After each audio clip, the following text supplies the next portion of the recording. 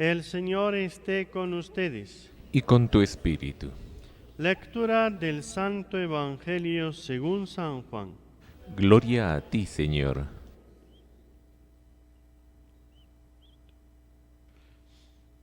En aquel tiempo fue Jesús con sus discípulos a Judea. Se quedó allí con ellos y bautizaba.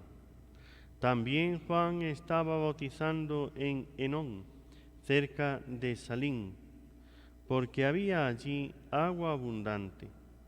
La gente acudía y se bautizaba. A Juan todavía no le habían metido en la cárcel. Se originó entonces una discusión entre un judío y los discípulos de Juan acerca de la purificación. Ellos fueron a Juan y le dijeron: «Oye, Rabí, el que estaba contigo en la otra orilla del Jordán, de quien tú has dado testimonio, ese está bautizando y todo el mundo acude a él». Contestó Juan: «Nadie puede tomarse algo por sí si no se lo dan desde el cielo. Vosotros mismos sois testigos de que yo dije: yo no soy el Mesías, sino que me han enviado delante de él.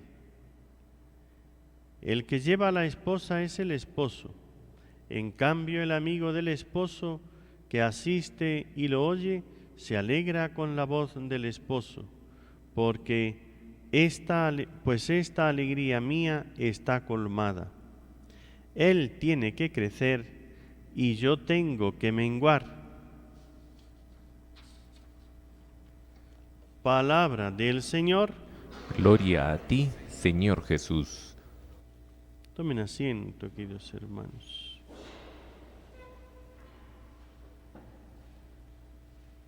Amados hermanos en nuestro Señor Jesucristo y María Santísima nuestra Madre,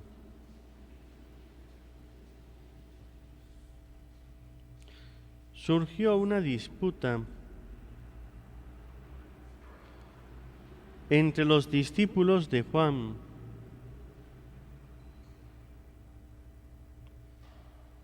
acerca de la purificación con un judío.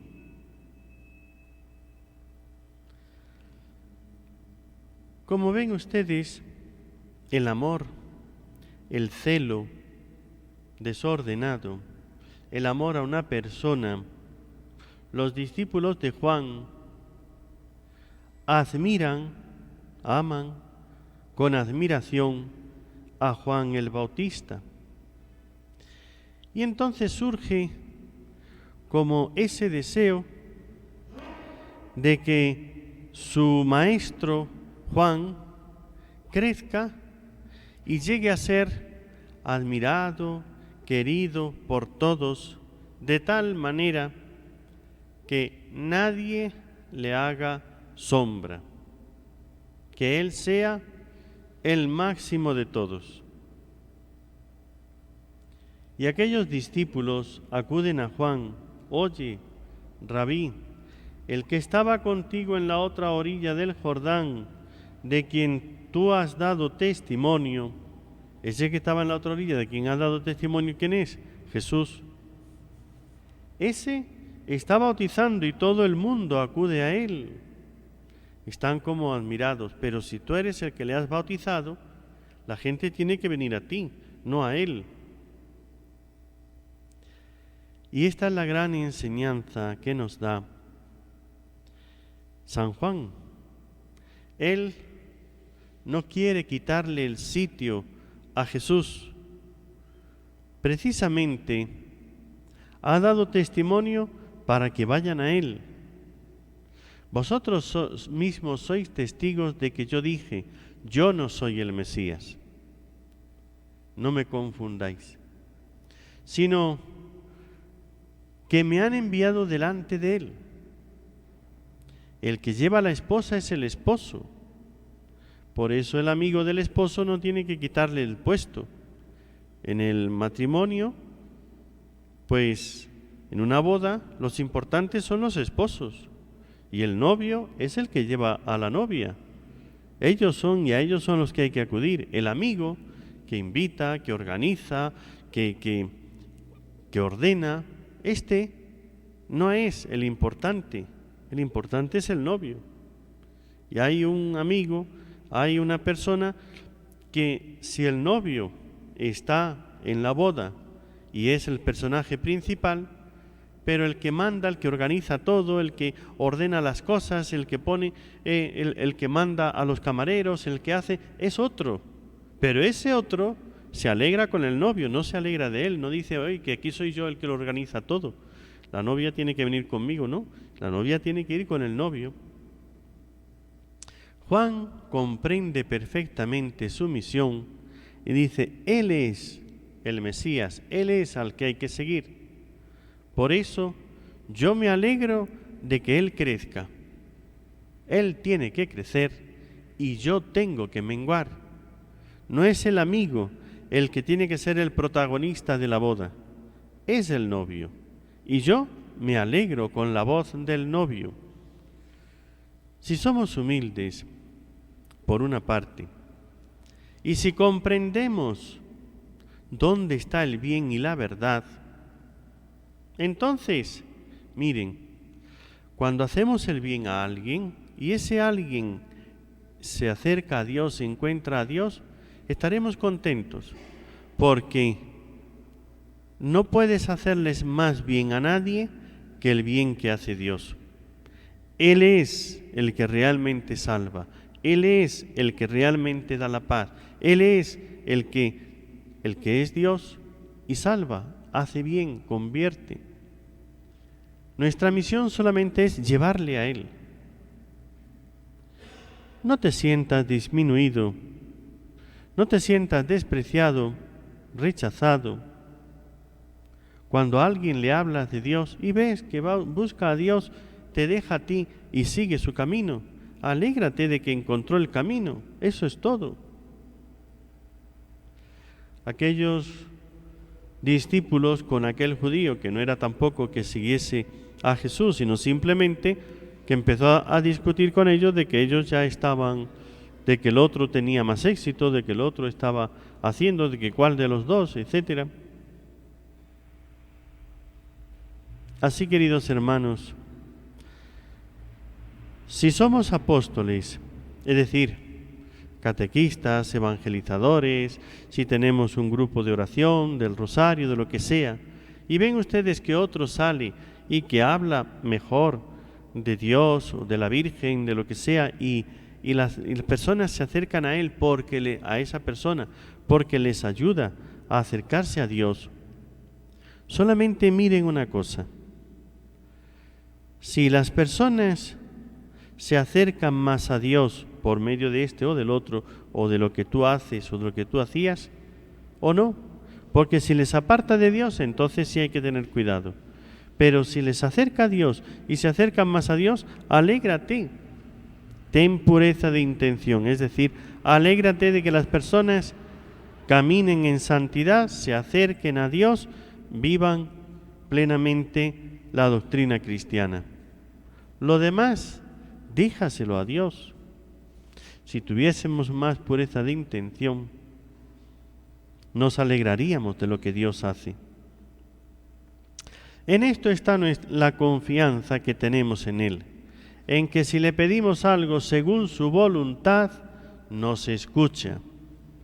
San Juan, en su primera carta, el evangelista, antes hemos hablado del bautista, este es el evangelista, nos dice, esta es la confianza que tenemos, si le pedimos algo según su voluntad, nos escucha.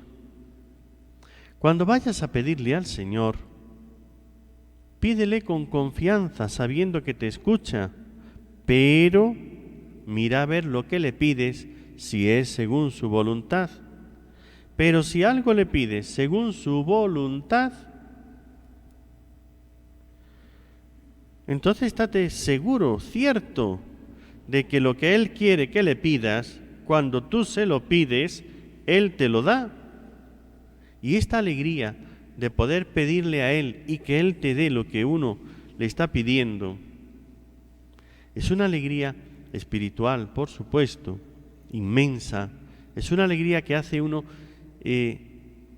ponerse como el novio, con el amigo del novio, se alegra con la voz del novio, con lo que hace el novio. Cuando uno realmente ama a Dios, lo que Dios va haciendo le da a uno una alegría inmensa, porque pone toda su alegría en Dios. Cuando nosotros ponemos nuestra alegría no en Dios, que da lo que le pedimos, sino en aquello que le pedimos, si me lo da, me pongo contento, y si no, me pongo triste y empiezo a reprocharle a Dios, ahí está esa pureza de intención. Vamos a decirlo de otra manera. ¿Qué te ocurre cuando vas, oras y le pides a Dios? ¿Te enfadas con Él? ¿Le exiges que te conceda lo que le pides? ¿O miras a ver si eso es lo que Él quiere y para que Él esté contento pides que haga eso?